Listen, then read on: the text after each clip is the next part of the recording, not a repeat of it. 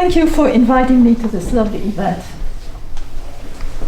So, this topic inspired a few thoughts which I hope could be useful as different tools for the business world to think about the topic.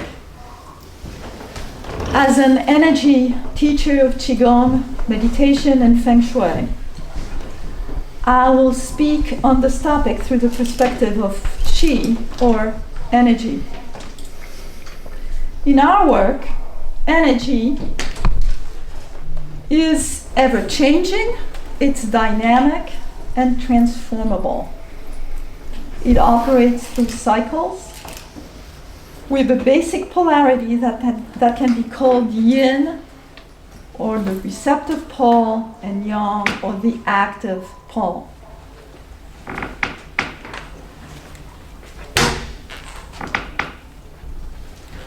So I will visit this concept a bit later. But from the point of view of energy, everything is connected, like a large web. And we've experienced this very clearly now with this pandemic.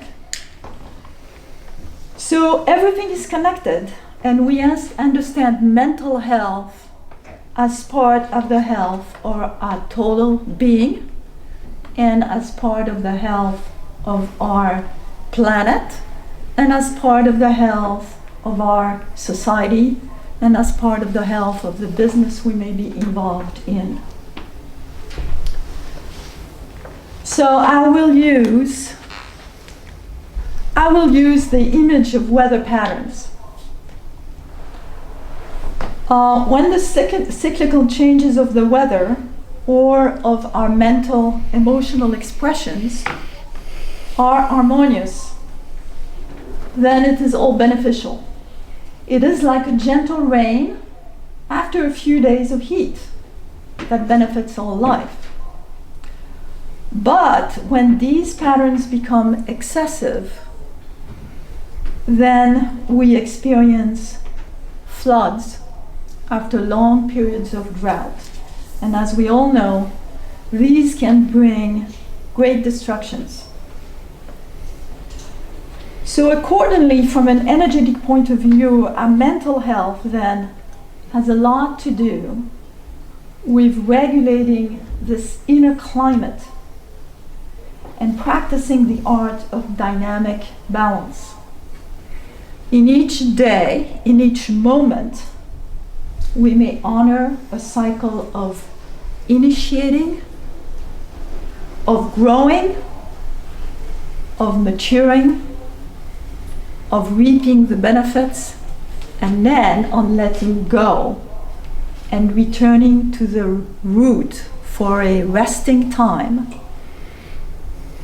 And we may go through a large array of experiences in a cycle that will balance our inner climate naturally without undue interference. So for instance, it is good to exercise our intellectual abilities and intuitive mind, our left and right brain, to respond with appropriate and constructive solutions to our predicament. This would be an expression of the dynamic balance of a healthy, balanced, and wholesome mind. But when we keep our minds overheated, holding on to preconceived theories and trying to apply them repeatedly without discernment, this would show an excess in our inner climate that can have very negative consequences. And at the very least, this will prevent us to be in touch with reality and to find new and better solutions to the ever-changing event of life.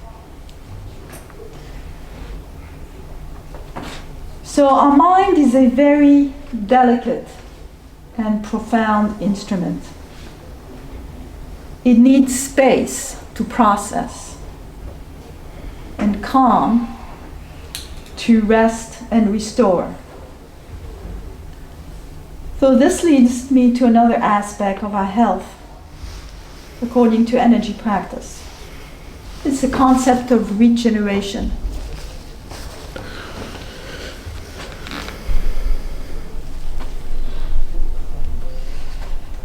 Our inner climate and outer climates respond to each other. As I said, as energy, we are part of the whole. And this integral whole we live in is the dynamics of nature. Fundamentally, we need the support of our natural world to both exist and thrive.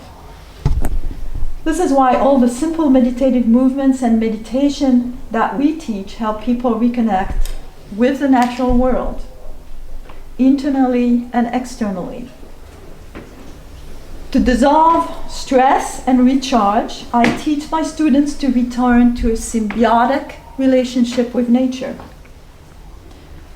To breathe deeply, like the ebb and flow of the tides.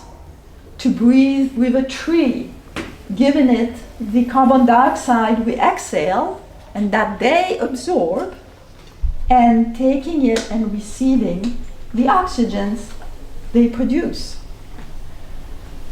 I teach to take in the energy of the sun and the moons so we can express this energy back through our life.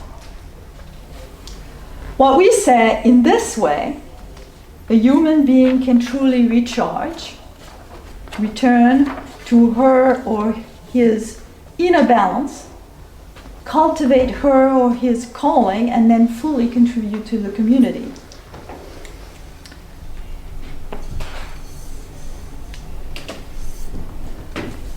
So let's talk back to the idea of yin and yang. This is a very useful image for dynamic balance.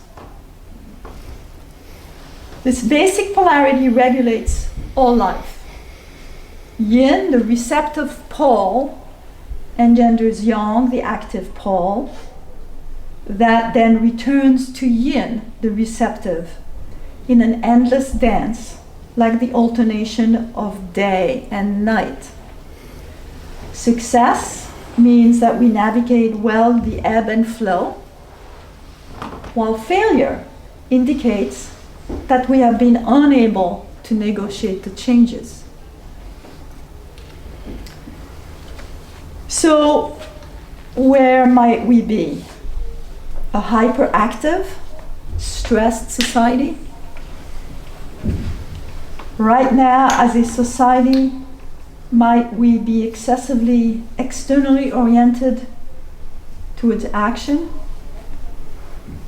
Do we tend to be hyper yang, to do to excess, and to want to over control? If each individual in such a hyper-competitive society is constantly submitted and habituated to torrents of information, forced to react to countless stimuli, pressured to produce more or to seek immediate reward, etc., then, according to the dynamic of yin and yang, at the very least, this individual will not receive the opportunity and space to develop internally. And as a result, we will all miss the true gifts that this person has to offer. These excessive trends will tend to bypass individual needs or circumstances and to create very high level of stress for each person. It is a little bit like being only active without ever sleeping. Sleeping is the restorative yin that supports yang or activity. And this overactivity is clearly not sustainable. And a note about sleep. Sleep is not wasted time.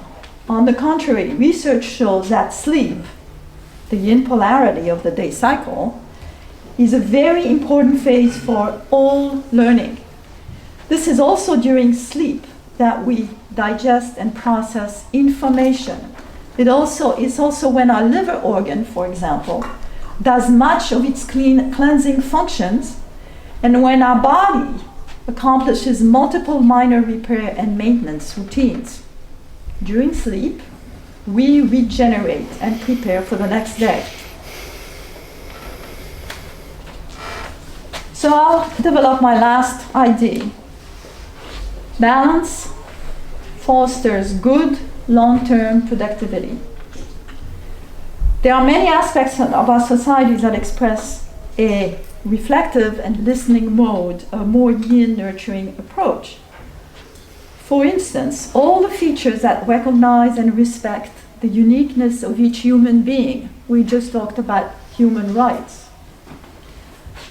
Therefore, to balance our yang excesses, our societies may need to value more these open, nurturing, or more receptive and yin spaces.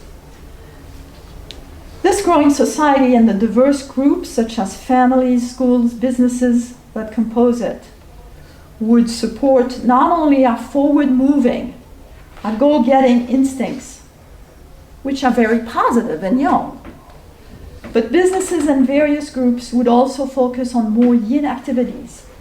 For example, long-term planning, research and development, and more. Communities would value natural diversity in people, with time-out periods, open creative spaces, cultural programs that awaken spontaneous interest, propose and teach flexible self-regulation practices, emphasizing play and discovery over competition. The point being to foster a naturally supporting atmosphere that encourages each person to recognize the importance of yin time spent in quiet, to develop personally their self-regulating abilities, talents, intuition, wisdom, and potential as a human being.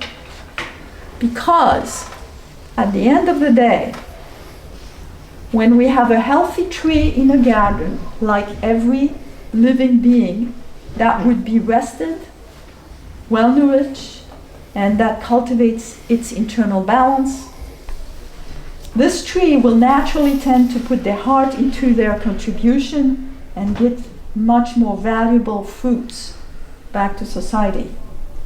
And in turn, this balanced society would be naturally productive and prosperous. So do I have another 2 minutes? Okay.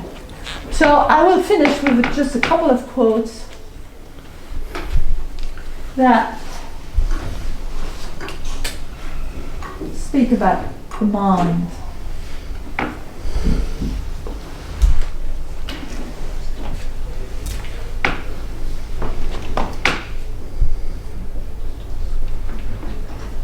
And then